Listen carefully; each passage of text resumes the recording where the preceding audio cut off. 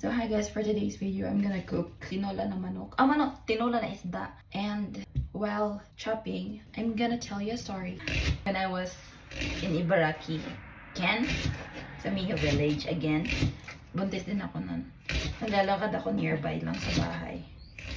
Parang may intersection siya, tapos mga palay lang. Tapos wala masyadong bahay. Parang bukid talaga siya. Bundok pala, bukid, tanga. And then, may napapansin akong car na pabalik-balik din. Tapos nung parang ko na siya, nahuli ko na siya na bumalik siya ulit.